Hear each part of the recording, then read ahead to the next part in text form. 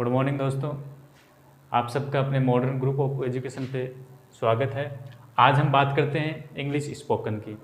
तो दोस्तों मैं आपको बता देता हूँ कि इंग्लिश स्पोकन के अंदर जो ग्रामर होती है इंग्लिश की, तो ग्रामर के अकॉर्डिंग इसमें थोड़ा सा अलग रहता है ग्रामर से, क्योंकि स्पोकन का मतलब क्या हो गया कि जो हम बात बोल रहे हैं वो अगले के समझ में आना चाहिए और जो अगला बोल रहा है वो हमारे समझ में आना चाहिए। तो इसमें ज़्यादातर ग्रामरली जो एरर हैं वो नहीं देखे जाते हैं, लेकिन कुछ कुछ सेंटेंस में हम ग्रामर का यूज़ करते हैं, कुछ में नहीं करते हैं। तो इसका जो सेंटेंस बनाने का जो तरीका है वो थोड़ा सा अलग रहता है और जो ग्रामर के अकॉर्डिंग जो चलते हैं वो थोड़ा सा अलग रहता है। तो अब मैं कुछ सेंटेंस लेके आया हूँ आपके लिए, उसमें बातचीत करते हैं कि किस प्रकार से उनको हिंदी में क्या कहा जाता है और इंग्लिश के अंदर क्या कहा जाता है। तो मैंने यहाँ पे फर्स्ट सेंटेंस लिखा है कि डोंट फॉक योर नोज।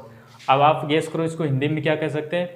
तो इसका हिंदी में जो अर्थ होता है वो क्या होता है कि आप अपनी टांग बीच में मत अड़ाइए या अपनी टांग बीच में मत अड़ाइए।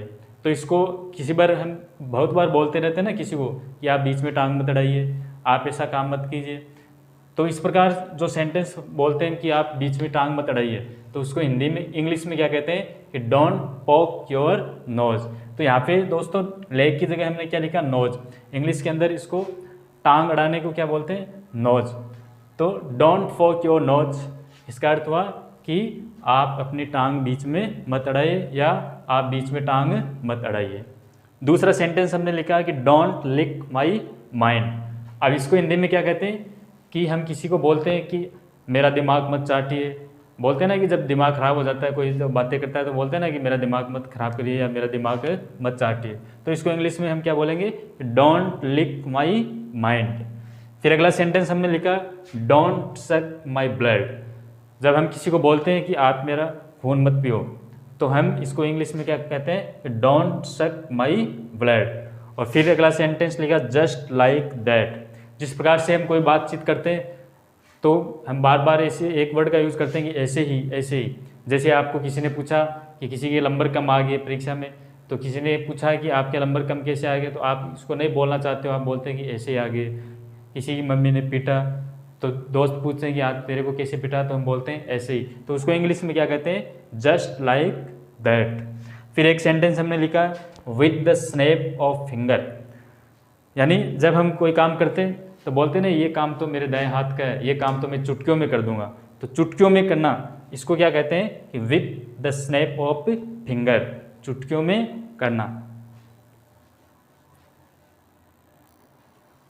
अब हम बात करते हैं जैसे कोई व्यक्ति हमारे घर पे आता है या कोई गेस्ट वगैरह अपने घर पे आता है, तो हम उससे किस प्रकार से बातचीत कर सकते हैं इंग्लिश के अंदर। तो सबसे पहले जो भी आता है तो हम क्या बोलते हैं, गुड मॉर्निंग। तो अगले वाला रिप्लाई देता है very good morning, have a nice day, इस प्रकार से। तो सबसे पहले हम क्या पूछते हैं, गुड मॉर्निंग, उसके बाद में वो रिप्लाई देता है। फिर हम उसको पूछते हैं हाउ आर यू। अगर वो अपना परिचित है तो हम पूछते हैं हाउ आर यू। अगर वो परिचित नहीं है, स्ट्रेंजर है, अजनबी है, तो हम उसको क्या बोलते हैं, हाउ डू यू डू। अगर हम अगले से परिचित हैं तो हम पूछते हैं हाउ आर यू। अगर वो अपरिचित है तो हम क्या पूछते हैं उसको, हाउ डू यू डू।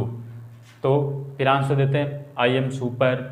ऐसे नहीं बोलते हैं कि आई एम फाइन, ये फाइन वगैरह ये बहुत पहले यूज करते हैं। अब आजकल क्या बोलते हैं, I am super, fantastic, mind blowing, या हम उस जगह गुड भी यूज कर सकते हैं, आई एम गुड। उसके बाद में हम पूछते हैं एंड यू, आप कैसे हो। तो हम क्या बोलते हैं, I am also fantastic, I am also super, mind blowing, good, इस प्रकार से बोल सकते हैं। उसके बाद में हम पूछते हैं कि आजकल लाइफ में क्या चल रहा है।